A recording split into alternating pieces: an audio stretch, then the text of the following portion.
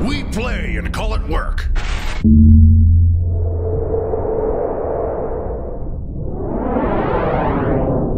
Hey folks, Janene from MiniWarGaming here with another how-to video for ya. In this video, we're going to continue painting this Kommander Sorscha mini, and we're going to add some bright red accents so that it looks more like the traditional Khador. As always, if you have suggestions for something you'd like to see in a future how-to video, please leave them down below in the comments. Now, like I said, I wanted to do kind of a non-traditional paint scheme on this Sorscha model, so I did a really light gray armor and a more dark gray cloak. But on the armor, I want to make sure that I incorporate that red. We're going to begin with a very dark red and highlight up. Our first color is going to be Doombull Brown. We're going to mix it with a little bit of Lamian Medium, which we're going to do with all of our paints. And I'm just going to paint this color all over all of the armored elements that I want to be red. I'm going to be doing this armored section in the middle of the little loincloth. I want to do the caps on the knees and the elbows. I'm also going to do this one bracer that's got some rivets on it, and the very middle section on the breastplate. And then the last thing that I want to paint red is going to be the caps that have the Khador symbol on them on the shoulders. This is a really dark brown color, but it's a very reddish brown, and I like using it as a base for my reds because it gives me a really good undertone, and as I highlight my brighter reds on top of it, it's going to give those reds a lot of depth in the shadows.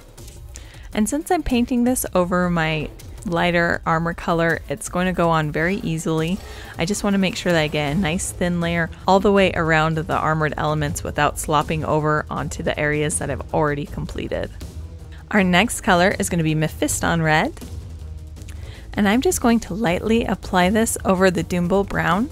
I'm covering probably about 80% of that color, and I'm going to be applying this a little bit differently depending on where the color's going. On these plates over the cloth, I'm going to highlight kind of the lower edge and leave my darker colors underneath where the plates are transitioning into each other.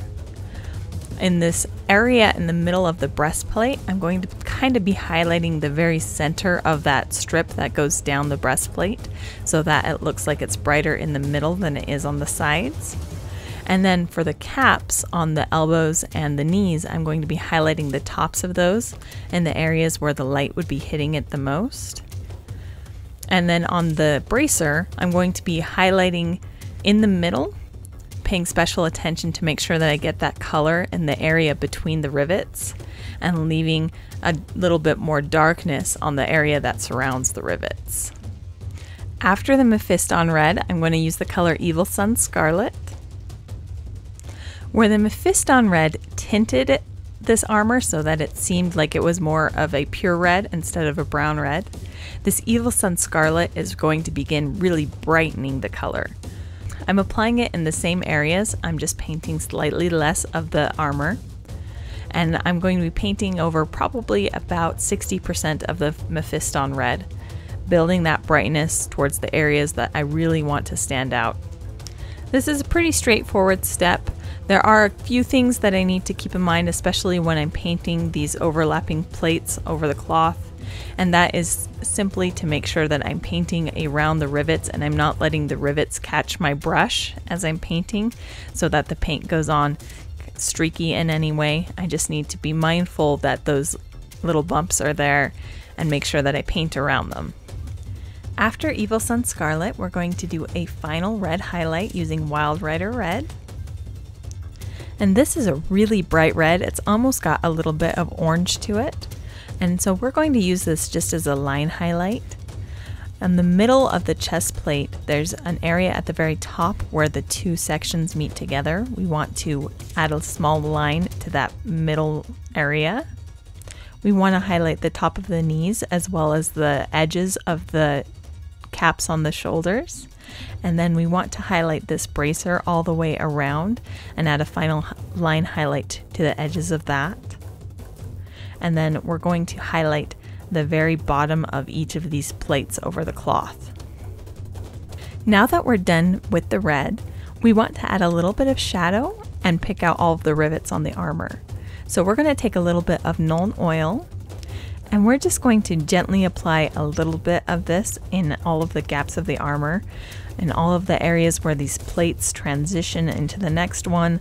On the caps of the knees and the elbows, we want to apply it around the outer edge where it transitions into the armor.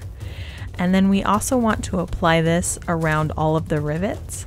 There's 2 rivets on each side of these plates over the cloth, and then there's rivets that are all over this bracer on the upper arm.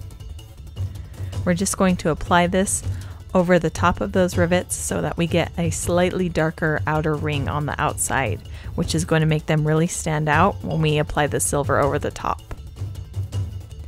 After the Nuln Oil has dried, the next step is to paint the rivets all over with silver.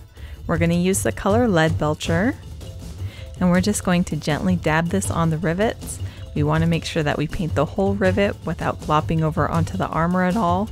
So we're using a fine detail brush and we're just kind of dabbing this paint on there very gently. And then we want to highlight the top of each of these rivets with a little bit of Runefang Steel.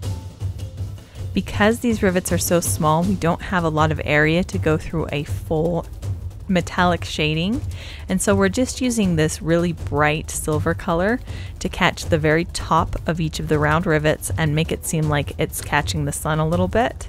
It's just going to make it pop a little bit more.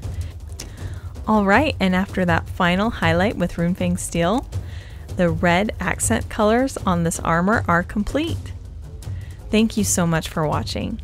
If you'd like to see more how-to videos, I have another one where I'm going to paint the hammer on this Kommander Sorscha model in the MiniWarGaming vault in the link down below in the description. If you don't already have a membership, you can go ahead and click the link, sign up for a 7-day free trial, and get access to my video, as well as hundreds of other videos in the MiniWarGaming vault. So go ahead, click the link, start your free trial, and happy wargaming!